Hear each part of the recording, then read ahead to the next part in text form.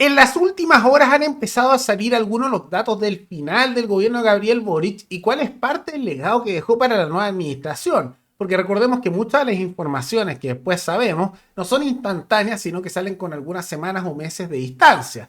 Y ahora estamos recibiendo datos tanto en temas de seguridad como en temas económicos que son un desastre y que dejan gran parte claro cuál fue el legado del gobierno de Boric, ¿no? Donde estamos observando cómo se ha disparado tanto los secuestros como el desempleo en el último periodo del último gobierno y cómo también se entiende que ahora la situación está cada vez más crítica en medio, por supuesto, de las masivas alzas del combustible y alzas del costo de vida.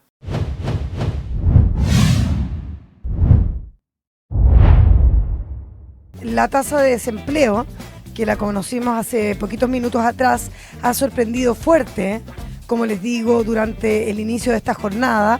8,9% es la cifra que dio a conocer el INE, muy por sobre lo que esperaba el mercado. Fíjate que los analistas de Bloomberg tenían un consenso en torno al 8,6% y varios otros economistas incluso apostaban por cifras bajo el 8%, o sea, mucho más bajas. Ahora, lo más complejo no es solo lo alto del 8,9%, no es solo el nivel, sino la tendencia, porque en términos desestacionalizados estamos viendo una caída del empleo, es decir, destrucción de puestos de trabajo en el margen.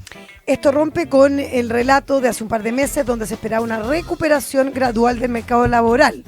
Hoy eso se pone, fíjate, bastante en duda. Hay además un dato especialmente sensible. La tasa de desempleo femenino llega a 10%, sube 0,5 puntos porcentuales en un año y las desocupadas aumentan 7,4%.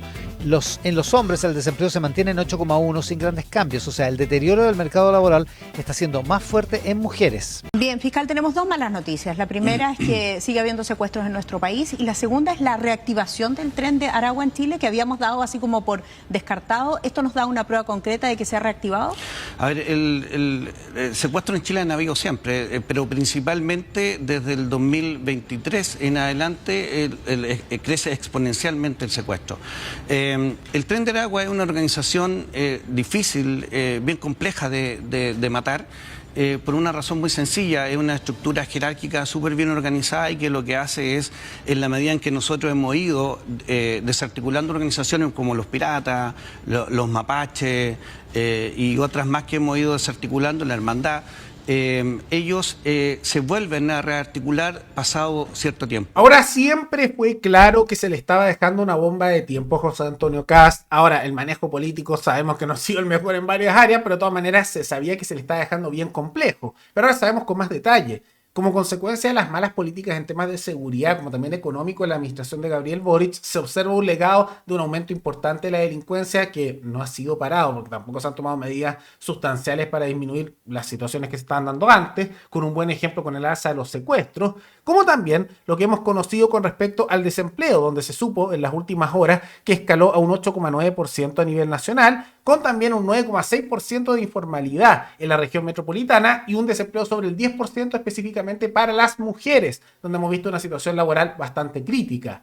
Todo esto a pesar de las masivas contrataciones estatales que hizo en su momento la administración de Gabriel Boric para intentar tapar el hoyo del desempleo, que en números reales claramente a nivel general debería estar sobre el 10%, por lo menos, tomando en cuenta las masivas contrataciones de funcionarios que viven del Estado para intentar disminuir las alzas del desempleo, que igual el desempleo va al alza, pero se iba a disminuir, ¿no?, con estas contrataciones. Es una situación bien crítica y muestra la necesidad urgente de aprobar las reformas económicas que den más dinamismo al mercado, que bajen los impuestos y permiten crear más puestos de trabajo, porque la situación laboral es compleja y se da en un contexto en que además por la situación global, como también por la decisión de hacer de golpe el alza del precio del combustible, en que hemos visto un alza importante de la inflación, que ahora ya se está acercando al 5% cada vez a nivel anual, ¿no? Y que hemos observado como consecuencia de ello que se está dando una importante alza de los precios, porque como subió el combustible afecta a todo está subiendo de precio, sumado también a otros factores internacionales, ¿no? Es un legado desastroso que dejó la administración de Gabriel Boric, realmente desastroso. Y esto al mismo tiempo que vamos conociendo nuevos regalitos, bombitas dirían algunos, del gobierno anterior. Por ejemplo, con respecto a la CONADI, porque gracias a investigaciones que se han hecho por parte de la prensa, fíjense que se empezó a descubrir que Boric dejó también una serie de regalitos con respecto a la Corporación Nacional de Derecho Indígena, aquella que le entrega tierras a costa de los impuestos de todos nosotros a ciertos grupos étnicos particulares, especialmente en la región de la Araucanía y del Biobío, donde se obliga a vender a habitantes locales para traspasarle las tierras eventualmente a comunidades indígenas locales que a veces las vuelven a vender y se repite el proceso. Se ha gastado una cantidad millonaria de dinero con nuestros impuestos para hacer todo eso. Bueno, por un lado, se descubrió que se benefició por segunda vez con compra de tierras a dos comunidades conflictivas por parte del gobierno de Gabriel Boric en su momento, y que además se le entregaron tratos especiales a la comunidad de la Machi Linconao, que tiene vínculos políticos con la izquierda chilena, ¿no? Gracias a investigaciones del Libero se logró determinar que en 31 resoluciones de la asignación de fondos de la CONADI entre el año 2022 y 2025 se constató que solo dos comunidades no cerraron su demanda territorial a pesar de que les habían entregado tierras, o sea, siguió el proceso a pesar de que no tenía que continuar. Y una de ellas era la comunidad de la Machi Francisca Linconao, ¿no? Y pese a que la ley ordenó darle prioridad a quienes no habían recibido tierras, 5 comunidades les fueron entregadas por segunda vez más tierras, a pesar de tener un historial de hacer conflictos y no parar justamente con las actuaciones a veces violentas para obtener más beneficios estatales. Y no solo se entregaron tierras de manera excesiva, todo esto con nuestros impuestos, porque esto sale a costa nuestra, no lo olviden, sino que además se descubrió que la CONADI, bajo la administración de Gabriel Boric, pagó hasta 20 millones por hectárea, durante el gobierno de Boric para la entrega de tierras. ¿Por qué? Porque se utilizó un parámetro bien particular para subir en un 30% sobre precio de mercado el precio de esas hectáreas de tierra. Porque había, y cito, un paisajismo y también pertenencia cultural con un ámbito espiritual. Por eso, ¿no? Entonces se adquirieron 25.000 hectáreas y se pagó en promedio unos 8 millones de pesos por cada una de ellas. Pero algunos subió por cada hectárea a 20 millones. ¿Por qué? Porque había que subirse el precio al momento de entregar las tierras porque había paisajismo, o sea, se veía bonito, brillante, como también pertenencia cultural. Es que era una tierra espiritual especial, por eso estamos a pagar más plata, 20 millones. Vamos a subir de 8 a 20 millones a entregar porque hay pertenencia cultural, ¿no? Eso tiene imagen de algo bien turbio y que vale la pena que se investigara por la administración de José Antonio Kast con estas auditorías que tanto hablan. Ahora esto lo ha investigado la prensa, lamentablemente no ha venido por parte de las auditorías que quiere hacer el mismo gobierno. Y es todo un desastre, ¿no? Y mientras pasa todo esto, Boric realmente se encuentran algunos procesos judiciales, pero que eventualmente no van a llegar a nada, ¿no? Por injurias y calumnias. Y en realidad está viviendo la buena vida, está dando giras a lo largo del mundo, está recibiendo ahora mensualmente su sueldo como expresidente, más los gastos que tiene en oficina. Realmente, sumados a esas dos cosas, debe recibir unos 20 millones de pesos mensuales, que lo va a recibir de por vida. Y al mismo tiempo ahora lo sumaron a un consejo de políticas de infraestructura que lidera el expresidente Frey, donde está también la Bachelet, Lagos y estaba Piñera en su momento, porque claramente Boric es experto en infraestructura, igual que la Bachelet, no, súper experto en infraestructura, no saben nada, pero ahí están en estos cargos de influencia estatal, a pesar de no tener ya cargos presidenciales, y está dando giras mundiales, tratando de dar cátedra, dando ejemplo, mientras recibe sus buenos podríamos decir, subsidios millonarios por ser un expresidente y en medio de todas estas revelaciones.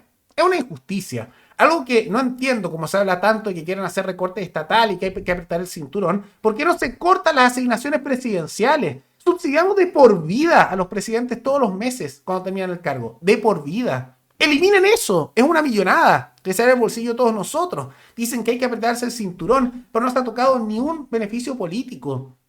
Ni los viajes que tienen los congresistas, las asignaciones en viajes, ni los sueldos millonarios de los asesores, algunos que tienen sueldos de hasta 18 millones de pesos en el Congreso, los asesores, a veces más que los congresistas, ni tampoco los sueldos abultados del Congreso, ni tampoco, por supuesto, todos estos subsidios millonarios para expresidentes. ¿Cómo puede ser que no se tocan los privilegios de los ministros, de los congresistas, de los expresidentes, de todo lo que es el mundo político, pero se habla tanto de recortes que al final le hacen la vida más difícil a personas que están ganando sueldos ínfimos?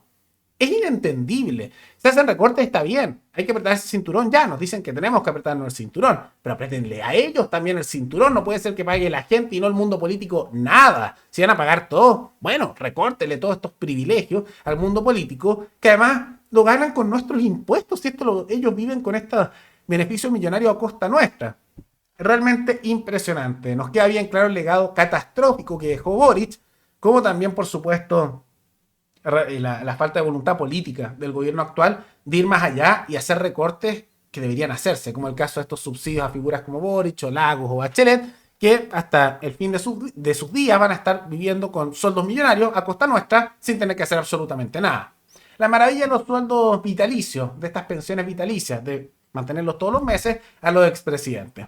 Pero más allá de todo eso, ¿qué les parece estas revelaciones de los datos que muestran lo que se dio en los últimos meses del gobierno de Boric y cómo aumentó tanto la delincuencia, como también el desempleo, y cómo deja esto al gobierno de José Antonio Kast? ¿Por qué creen tampoco que esta administración ha querido hacer recortes en esas áreas que afectarían al mundo político? Todo eso coméntenlo abajo. Y antes de terminar, quisiera recordarles que pueden recomendar noticias tanto de Chile como de otros países del mundo para otro video. Nos veremos en el siguiente programa. ¡Hasta luego!